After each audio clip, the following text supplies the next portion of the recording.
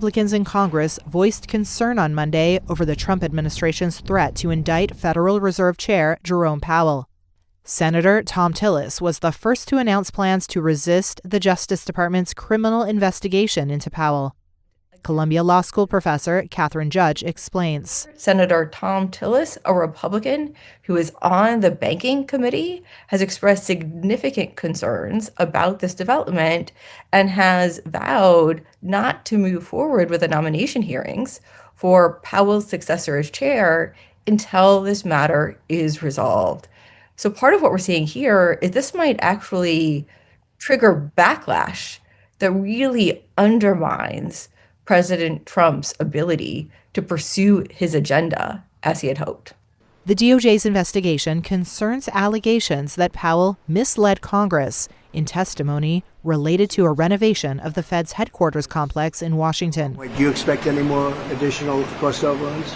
Republican Senator Kevin Cramer criticized cost overruns on that project, but said, quote, "I do not believe, however, he is a criminal."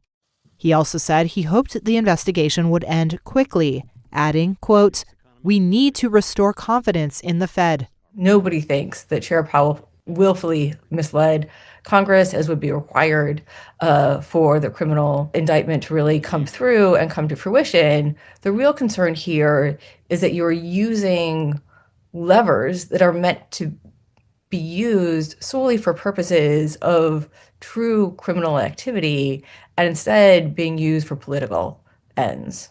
This new threat is not about my testimony last June. Powell called the administration's move a pretext to influence interest rates after a long-running pressure campaign to dramatically lower them. The right thing is to lower interest rates. The DOJ's move sent rates on longer-term U.S. Treasury bonds higher as investors parsed what a less independent Fed could mean for inflation and monetary policy. Former Fed chairs Janet Yellen, Ben Bernanke, and Alan Greenspan joined with former federal government economic policy leaders from both political parties in raising the alarm over a less independent Fed. But on Monday, White House Press Secretary Caroline Leavitt denied Trump's direct involvement.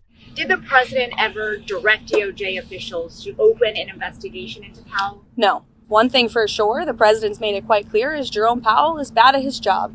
As for whether or not Jerome Powell is a criminal, that's an answer the Department of Justice is going to have to find out. A Justice Department spokesperson declined to comment on the case, but added, the Attorney General has instructed her U.S. attorneys to prioritize investigating any abuse of taxpayer dollars.